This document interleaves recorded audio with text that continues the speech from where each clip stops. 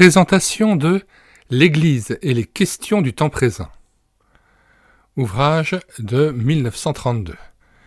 Rédigé par le pasteur Marc Boegner, 1881-1970.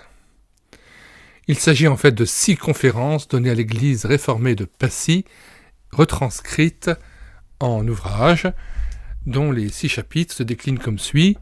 Tout d'abord l'Église et la famille, l'Église et le travail, l'Église et l'argent, l'Église et l'État, l'Église et la colonisation, l'Église et la paix. Pour introduire cette œuvre, nous lisons le tout début de la première conférence, l'Église et la famille, qui retranscrit bien l'esprit dans lequel ce pasteur écrit et dans quel but. L'Église et la famille.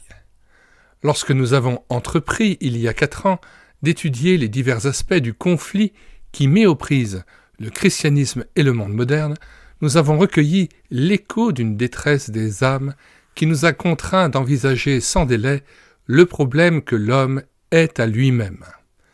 Une seule solution, entre plusieurs possibles, nous a paru satisfaire à ces données. Dieu. Et non pas n'importe quel Dieu, un Dieu d'amour qui se révèle et dont Jésus-Christ est le révélateur définitif et parfait. L'étude de Jésus-Christ, de son enseignement et de son œuvre, la contemplation de sa personne, nous a conduits jusqu'au seuil de l'Église. C'est, vous vous en souvenez, à rechercher ce qu'est l'Église que nous avons consacré notre méditation de l'année dernière. Et nous avons reconnu que l'Église est, en pleine humanité, la société voulue de Dieu, où, dans la communion du Christ, se réalise surnaturellement, dans l'acceptation de la grâce divine par la liberté humaine, la destinée de l'homme et de l'humanité. Mais nous avons vu aussi qu'appelée à penser l'homme dans ses rapports avec Dieu et avec le monde, l'Église est appelée à penser le monde dans lequel elle vit et qu'elle a pour mission de surnaturaliser. Elle est donc obligée de se placer en présence des problèmes redoutables de la vie et de l'action humaine et de montrer aux hommes comment ces problèmes peuvent et comment ils doivent se résoudre dans la seule perspective où les hommes puissent découvrir le sens de leur destinée éternelle.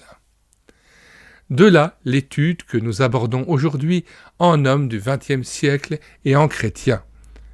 Parce que je crois en Dieu et en Jésus-Christ, parce que je crois la Sainte Église universelle, j'ai, pour ma part, la conviction que l'Église, se confiant humblement à la direction de l'Esprit de vérité qui la conduira dans toute la vérité, ne cessera jamais de trouver, dans le trésor de la révélation que nous conserve l'Écriture sainte, les principes éternels dont l'application permettra seule aux hommes de résoudre, si graves, si délicates soient-elles, les questions du temps présent.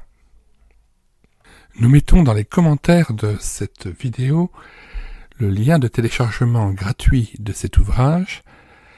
Le téléchargement se fera à partir du site internet médiathèquechrétienne.fr, site que j'ai bâti en synergie avec cette chaîne YouTube Elle écoutait sa parole, afin d'assurer la réédition numérique des ouvrages chrétiens épuisés et non réédités.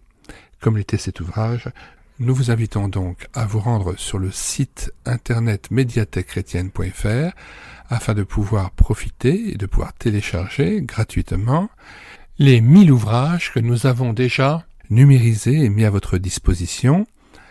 Il n'est nul besoin de s'inscrire, vous pouvez directement accéder à partir de la page d'accueil à l'onglet Livres et là regarder les dizaines d'auteurs et les centaines d'ouvrages qui sont déjà disponibles en téléchargement gratuit. Si vous voulez connaître les différents ouvrages que nous numérisons tous les jours et présentons sur cette chaîne YouTube Elle écoutait sa parole, les audiobooks que nous prenons en charge, les albums ou BD que nous lisons avec caméra de document, mais aussi les cantiques que nous mettons en parole, afin de nourrir votre louange individuelle ou en assemblée, abonnez-vous à cette chaîne YouTube Elle écoutait sa parole. Nous vous disons au revoir et à bientôt.